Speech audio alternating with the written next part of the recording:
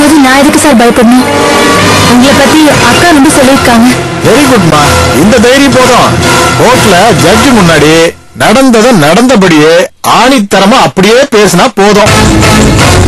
அதுவும் நீ ஒரு பொண்ணுங்கிறதுனால இந்த கேஸ ஈஸியா ஜெயிச்சிடலாம். சரிங்க சார், எனக்கு அந்த நந்தினி தூக்கில போடணும். அது போதும் சார். ஒண்ணும் கவலைப்படாதம்மா, நந்தகுமாருக்கு அதிகபட்ச தண்டனை கிடைக்கிறது உறுதி. அத பத்தி நீங்க யாரும் கவலைப்பட வேண்டாம்.